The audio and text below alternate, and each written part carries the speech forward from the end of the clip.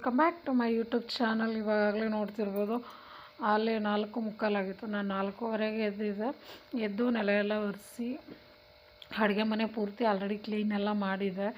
ನೆಲ ಒಂದು ಒರೆಸಿ ಗೀಝರ್ ಆನ್ ಮಾಡಿ ಬಿಟ್ಟಿದ್ದೆ, ಸ್ವಲ್ಪ ಅದು ಹೀಟ್ ಆಗಲಿ ಅಂತ.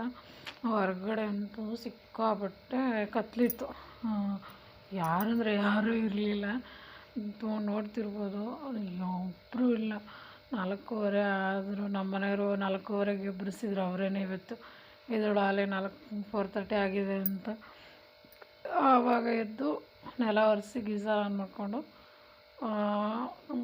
ಸ್ವಲ್ಪ ಕಡಲೆಬೇಳೆ ಎಲ್ಲ ಹಾಕಬೇಕಿತ್ತು, ಹಾಕ್ಬಿಡೋಣ ಅಂದ್ಬಿಟ್ಟು ಇವಾಗ ಹೂರಣ ಮಾಡೋಣ ಅಂದ್ಬಿಟ್ಟು ಬೆಲ್ಲದ ಹೂರಣ ನಾನು ಊರಿಂದನೇ ತರಿಸೋದು. ನಂಗೆ ಅಮ್ಮ ಈಗ ರೀಸೆಂಟಾಗಿ ಬಂದಿದ್ದರು, ನನಗೆ ಯುಗಾದಿ ಹಬ್ಬಕ್ಕೆ ಬೇಕಿತ್ತು ಅಂತ ಅಮ್ಮ ತೊಗೊಂಬಂದಿದ್ರು. 2 ಅಚ್ಚು, ನಾವು ಅಚ್ಚು ಅಂತ ಹೇಳ್ತೀವಿ, 2 ಅಚ್ಚು ತೊಗೊಂಬಂದಿದ್ರು. ನಾನು ಅದರಲ್ಲಿ ಮುಕ್ಕಾಲು ಅಂದರೆ ಪೂರ್ತಿ ಹಾಕಲ್ಲ, ಸ್ವಲ್ಪ ಹಾಕಿ ನಾನು ಸ್ವಲ್ಪನೇ ಮಾಡ್ತಿರೋದ್ರಿಂದ ಸ್ವಲ್ಪನೇ ಹಾಕೋಣ ಅಂದ್ಬಿಟ್ಟು ಹಾಕೋಣ ಅಂತ ಎಲ್ಲ ರೆಡಿ ಮಾಡ್ಕೊತಾ ಇದ್ದೆ. ನನ್ನ ಮಗಳು ಕೂಡ ಅವಳನ್ನ ಎಬ್ಬರಿಸ್ಬೇಕಿತ್ತು, ಏಕೆಂದರೆ ಅವಳಿಗೆ ಇವಾಗ ಫೈನಲ್ ಎಕ್ಸಾಮ್ ಇನ್ನೊಂದು 15 ಡೇಸ್ ಇರೋದ್ರಿಂದ ಸ್ವಲ್ಪ ಬೆಳಗ್ಗೆ ಬೇಗ ಇದ್ದರೆ ಅವಳಿಗೂ ಓದ್ಕೊಳ್ಳೋದಕ್ಕೆ ಈಸಿ ಆಗುತ್ತೆ ಅಂತ ನಾನು ಅವಳನ್ನ ಏಳ್ಸೋಣ ಅಂದ್ಕೊಂಡ್ರೆ ಇನ್ನೊಂದು ಸ್ವಲ್ಪ ಒಂದು 5:30 ಹತ್ರ ಆಗಲಿ, ಆಮೇಲೆ ಏಳ್ಸೋಣ ಅಂದ್ಬಿಟ್ಟು ಅವಳನ್ನ ಬಿಟ್ಟು ನಾನು ಪ್ರಸಾದಕ್ಕೆ ರೆಡಿ ಮಾಡ್ಕೊತಾ ಇದ್ದೆ. ನೋಡ್ತಿರ್ಬೋದು ಬೆಲ್ಲ ಎಲ್ಲ ಇಟ್ಟು ತುಂಬಾ ಅಂದರೆ ಪೂರ್ತಿ ಹಾಕಲ್ಲ, ಸ್ವಲ್ಪನೇ ಹಾಕಿ ಕರ್ಗಕ್ಕೆ ಇಟ್ಟಿದ್ದೀನಿ. ಹಾಗೆ ನೋಡ್ತಿರ್ಬೋದು ಬೇಳೆನೂ ಒಂದು ಸೈಡ್ ಬೇಯಕ್ಕಿಟ್ಟು ಅಮ್ಮ ಇದರಲ್ಲೇ ನನಗೆ ತೊಗೊಂಬರೋದು. ಈ ಥರದ್ದು ಬಂದಾಗ ಒಂದು 2-3 ಅಚ್ಚು ತೊಗೊಂಬಂದ್ಬಿಡ್ತಾರೆ ಅವರು. ನಂಗೆ ಅದು ಸುಮಾರು ದಿನ ಬರುತ್ತೆ. ನಾನಿಲ್ಲಿ ಸ್ವಲ್ಪ ಕಡಿಮೆನೇ ತೊಗೊಳೋದು ಅಂಗಡೀಲಿ, ನಂಗೆ ಊರಲ್ಲೇ ತೊಗೊಂಬರ್ತಾರಲ್ಲ, ಹಾಗಾಗಿ ನಾವಿಲ್ಲೆಲ್ಲ ತೊಗೊಳಕ್ಕೆ ಹೋಗಲ್ಲ.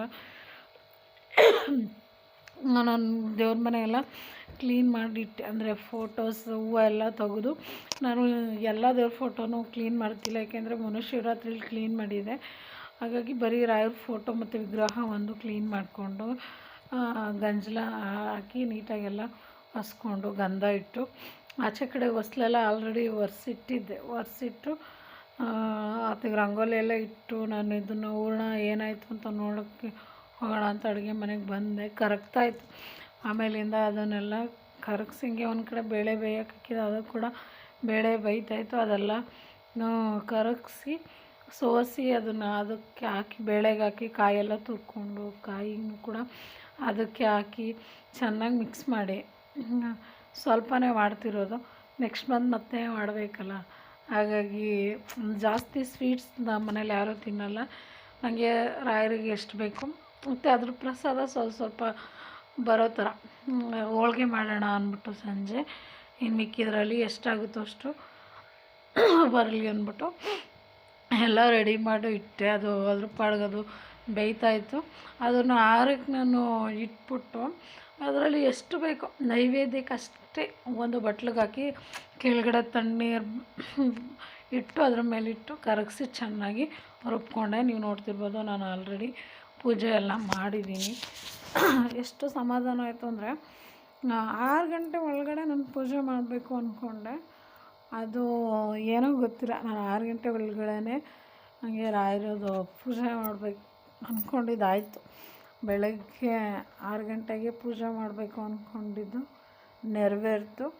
ಹಂಗೆ ಎಷ್ಟಾಗುತ್ತೋ ನನ್ನ ಕೈಲಿ, ನಾನು ಆಡಂಬರದಿಂದ ಮಾಡೋಕ್ಕಾಗಿಲ್ಲ, ನನ್ನ ಕೈಲಿಂದ ಎಷ್ಟಾಗುತ್ತೋ ಅಷ್ಟು ರಾಯರಿಗೆ ನಾನು ಪೂಜೆ ಮಾಡಿದ್ದೀನಿ. ಅದೊಂದು ಸಮಾಧಾನ ಇದೆ. ನಾನು ಅಷ್ಟು ಹೂವು ಹಾಕಿ ಇಷ್ಟು ಹೂವು ಹಾಕಿ ನಾನು ಹಣ್ಣುಗಳಂತ ಅದಂತೆ ಇದಂತೆ ಅಂತೆಲ್ಲ ನಾನು ಮಾಡೋಕ್ಕೋಗಲ್ಲ. ನಾನು ಯಾವಾಗಲೂ ಅಷ್ಟೇ ತುಳಸಿ ಮತ್ತು ಹೂವು ಎಷ್ಟಾಗುತ್ತೋ ಅಷ್ಟು ನನ್ನ ಕೈಲಿ ರಾಯರಿಗೆ ಪೂಜೆ ಸಲ್ಲಿಸ್ತೀನಿ. ಪೂಜೆ ಎಲ್ಲ ಸಲ್ಲಿಸಿ ತಿಂಡಿ ಮಾಡೋಣ ಅಂತ ಅಡುಗೆ ಮನೆ ಕಡೆ ಬಂದೆ. ನನ್ನ ಮಗಳು ಆಲ್ರೆಡಿ ಎದ್ದು ಓದ್ಕೊತಿದ್ದಾಳೆ. ಅವಳು ಅದೇ ಹೇಳ್ತಿದ್ಲಮ್ಮ, ಇಷ್ಟು ಬೇಗ ಎದ್ದುಬಿಟ್ಟಿದ್ದೀರಾ ನೀವು ಇವತ್ತು ಅಂತ. ಅವಳಿಗೂ ರಾಯರಂದರೆ ತುಂಬ ಇಷ್ಟ. ಆಮೇಲೆ ಅವಳು ಎದ್ದು ಸ್ನಾನ ಓದ್ಕೊಂಡು, ಇಲ್ಲಮ್ಮ ನೀವು ಪೂಜೆ ಮಾಡಿದ್ದೀರಾ, ನಾನು ಪೂಜೆ ಮಾಡಬೇಕು ಇವತ್ತು ಅಂತ ಅವಳು ಕೂಡ ಪೂಜೆ ಮಾಡಬೇಕು ಅಂದ್ಕೊಂಡ್ಳು. ಆಚೆ ಕಡೆ ನೀವು ನೋಡ್ತಿರ್ಬೋದು ಇವಾಗ ಸ್ವಲ್ಪ ಬೆಳಕಾಗ್ತಿದೆ. ನಾನು ಎದ್ದಾಗಂತೂ ಸಿಕ್ಕಾಪಟ್ಟೆ ಕತ್ತಲೆ ಇತ್ತು. ಎಷ್ಟು ಕತ್ತಲೆ ಅಂದರೆ ಸಿಕ್ಕಾಪಟ್ಟೆ ಕತ್ತಲೆ ಇತ್ತು. ಇವಾಗ ಬೆಳಕು ಕಾಣಿಸ್ತಿದೆ. ಬೆಳಕಾಗಿರೋದ್ರಿಂದ ಒಂದು ಸ್ವಲ್ಪ ಅಷ್ಟರೊಳಗೆ ಪೂಜೆ ಮಾಡಿಬಿಟ್ನಲ್ಲ ಅನ್ನೋ ಸಮಾಧಾನ. ನನ್ನ ಮಗಳು ನಮ್ಮ ಮನೆಯವ್ರು ಕೂಡ ಅವ್ರದ್ದು ಹೊರಟ್ರು ತಿಂಡಿ ಎಲ್ಲ ಮಾಡಿಕೊಂಡು.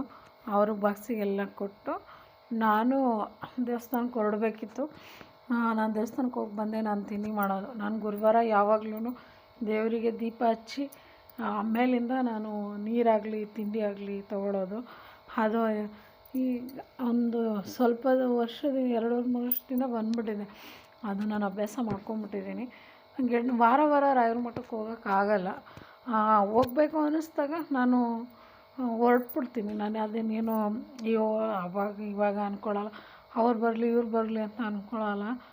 ನಾನು ಸುಮ್ಮನೆ ನನಗೆ ರಾಯರನ್ನ ನೋಡಬೇಕು ಅನ್ನಿಸ್ದಾಗ ನಾನು ಪೂಜೆ ಅವತ್ತಿನ ದಿನ ಬೆಳಗ್ಗೆನೇ ಎಷ್ಟು ಬೆಳಗ್ಗೆ ಆಗುತ್ತೋ ಅಷ್ಟು ಬೆಳಗ್ಗೆನೇ ಎದ್ದು ದೀಪ ಹಚ್ಚಿ ನಾನು ರಾಯರ ಮಠಕ್ಕೆ ಹೋಗ್ಬಿಡ್ತೀನಿ. ನೀವು ನೋಡ್ತಿರ್ಬೋದು ತುಂಬ ಚೆನ್ನಾಗಿ ಅಲಂಕಾರ ಮಾಡಿದ್ರು ರಾಯರನ್ನ ಕಣ್ಣು ತುಂಬಿಕೊಂಡು ನನಗಂತೂ ಸಿಕ್ಕಾಪಟ್ಟೆ ಖುಷಿ ಆಯಿತು.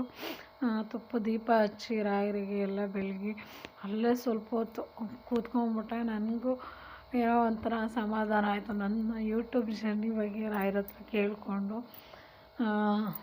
ಎಷ್ಟು ಸಾಧ್ಯನೋ ಅಷ್ಟು ನಾನು ರಾಯರನ್ನ ನೋಡಿಕೊಂಡು ಅಲ್ಲೆಲ್ಲ ಸುತ್ತಮುತ್ತ ಪ್ರಸಾದ ಮತ್ತು ಮಂತ್ರಾಕ್ಷತೆ ತೀರ್ಥ ಎಲ್ಲ ತೊಗೊಂಡು ಬಂದೆ. ನನಗೆ ಎಷ್ಟು ನೋಡ್ತಿದ್ದೀನೋ ಅಷ್ಟು ನೋಡೋಕ್ಕೆ ಆಯಿತು ರಾಯರನ್ನ. ಹೀಗೆ ಸ್ವಲ್ಪ ಇವತ್ತು ರಶ್ ಅಷ್ಟೊಂದು ಇರಲಿಲ್ಲ. ಪ್ರತಿ ಸಲವೂ ತುಂಬ ರಶ್ ಇರ್ತಿತ್ತು. ಈ ಸಲ ಇವತ್ತು ಅಷ್ಟೊಂದು ರಶ್ ಇರಲಿಲ್ಲ. ಸಮಾಧಾನವಾಗಿ ರಾಯರಿಗೆ ದೀಪ ಎಲ್ಲ ಬೆಳಗಿ ಬಂದಿದ್ದಾಯಿತು. ತುಂಬ ಜನ ರಾಯರನ್ನ ಪೂಜಿಸ್ತಾರೆ, ನಂಬ್ತಾರೆ. ನಾನು ನಂಬ್ತಾ ಇದ್ದೀವಿ. ನಾವು ಇವನ್ನ 3-4 ವರ್ಷದಿಂದ ತುಂಬಾ ನಂಬ್ತಿದ್ದೀವಿ ರಾಯರನ್ನ. ನಾವು ಪ್ರತಿ ಸಲ ಯಾವುದೇ ಒಂದು ಕೆಲಸ ಕಾರ್ಯ ಮಾಡಬೇಕು ಅಂದರೆ ರಾಘವೇಂದ್ರರು ಇದ್ದಾರೆ, ಗುರುಗಳಿದ್ದಾರೆ ಅಂತಲೇ ಅಂದ್ಕೊಳ್ಳೋದು. ನಾನು ಇವಾಗ ಯೂಟ್ಯೂಬ್ ಜರ್ನಿ ಸ್ಟಾರ್ಟ್ ಮಾಡಬೇಕು ಅನ್ನೋ ಗುರುಗಳ ಆಶೀರ್ವಾದ ಸಿಗುತ್ತೆ ಅಂತ ನಾನು ಬೆಳಗ್ಗೆ ನಾನು ದೀಪ ಹಚ್ಬೇಕಾಗಿ ಅವರ ನಾಮ ಬರಿಬೇಕಾದ್ರೆ ಅವ್ರ ತುಳಸಿ ದಳ ನನಗೆ ಸಿಕ್ತು, ಕೊಟ್ಟರು. ನನಗೆ ಅದೊಂದು ಖುಷಿ ಇದೆ. ಹಾಗೆ ಪೂಜೆ ಎಲ್ಲ ಮುಗಿಸ್ಕೊಂಡು ರಾಯರದು ದರ್ಶನ ಎಲ್ಲ ಮಾಡಿಕೊಂಡು ಮನೆಗೆ ಬಂದೆ. ಸಿಕ್ಕಾಪಟ್ಟೆ ರಶ್ ಇತ್ತು ಬಸ್ಸಲ್ಲಿ. ನಮಗೂ ರಾಯರ ಮಠಕ್ಕೂ ಒಂದು 4-5 ಸ್ಟಾಪ್ ಇದೆ. ನನಗಂತೂ ಸಿಕ್ಕಾಪಟ್ಟೆ ತಲೆನೋವು ಬಂದ್ಬಿಡ್ತು. ಆ ಪರ್ಫ್ಯೂಮ್ ಸ್ಮೆಲ್ಗೂ ಅದಕ್ಕೂ ನನಗೆ ಎಷ್ಟೊತ್ತಿಗೆ ಸ್ಟಾಪ್ ಬಂದ್ಬಿಡತ್ತಪ್ಪ, ಇಳ್ಕೊಂಡು ಮನೆಗೆ ಹೋಗ್ಬಿಡ್ಬೇಕು ಅಂತ ಅನ್ನಿಸ್ಬಿಡ್ತೀವಿ. ನಾನು 2-3 ಸ್ಟಾಪ್ ಮುಂದೆ ಇದ್ದಿದ್ರೆ ವಾಮಿಟೇ ಬಂದುಬಿಡ್ತೈತೆ ನನಗೆ, ಆ ಥರ ಅನ್ನಿಸ್ಬಿಡ್ತು. ಸಿಕ್ಕಾಪಟ್ಟೆ ಪರ್ಫ್ಯೂಮ್ ಸ್ಮೆಲ್ಲು. ಅಯ್ಯಪ್ಪ, ಅದು ಹೆಂಗೆ ಹಾಕ್ಕೊಂಡು ಓಡಾಡ್ತಾರೋ ನಂಗೆ ಗೊತ್ತಿಲ್ಲ. ಬಸ್ಸಲ್ಲಿ ಟ್ರಾವೆಲ್ ಮಾಡೋರ್ಗಂತೂ ಅವರೇ ಗ್ರೇಟ್. ಹಾಗೆ ತಿಂಡಿ ಈ ಕಡೆ ಬರೋಣ ಅಂದರೆ ಪುಳಿಯೋಗರೆ ಕಲಸಿಟ್ಟಿದ್ದೆ, ಅದು ಸ್ವಲ್ಪ ಇತ್ತು. ಹಾಗೆ ಸ್ವಲ್ಪ ಸಾಂಬಾರು ಇತ್ತು, ರಾತ್ರಿ ಮಾಡಿದ ಸ್ವಲ್ಪ ಸಾಂಬಾರಿತ್ತು. ಹಾಗೆ ಹೂರ್ಣ ನಾನು ರುಬ್ಬಿರಲಿಲ್ಲ. ಪ್ರಸಾದಕ್ಕೆ ಎಷ್ಟು ಬೇಕು ಅಷ್ಟು ಮಾತ್ರ ನಾನು ರುಬ್ಕೊಂಡಿದ್ದೆ. ಇನ್ನು ಆಮೇಲಿಂದ ಮಾಡ್ಕೊಳ್ಳೋಣ ಅಂದ್ಬಿಟ್ಟು ಆಮೇಲೆ ಪೂಜೆ ಎಲ್ಲ ಆಗಿತ್ತಲ್ಲ, ನನಗೂ ಕೂಡ ಬಟ್ಟೆ ಸ್ವಲ್ಪ ಮಿಷಿನ್ಗೆ ಹಾಕೋದಿತ್ತು. ಮಿಷಿನ್ಗೆ ಹಾಕ್ಬಿಡೋಣ, ತಿಂಡಿ ಎಲ್ಲ ಮಾಡ್ಕೊಳ್ಳೋಣ ಅಂತ ಅಂದ್ಕೊಂಡು ಈ ವಿಡಿಯೋ ಕೂಡ ನಾನು ಇಲ್ಲಿಗೆ ಎಂಡ್ ಮಾಡ್ತಿದ್ದೀನಿ. ಈ ವಿಡಿಯೋ ಇಷ್ಟ ಆದರೆ ಒಂದು ಲೈಕ್ ಮಾಡಿ, ಶೇರ್ ಮಾಡಿ, ಕಮೆಂಟ್ ಮಾಡಿ. ಯಾರಿನ್ನ ನನ್ನ ಚಾನಲ್ಗೆ ಸಬ್ಸ್ಕ್ರೈಬ್ ಆಗಿಲ್ಲ ದಯವಿಟ್ಟು ಸಬ್ಸ್ಕ್ರೈಬ್ ಆಗಿ, ಪ್ಲೀಸ್ ಸಪೋರ್ಟ್ ಮಾಡಿ. ಇದು ನನ್ನ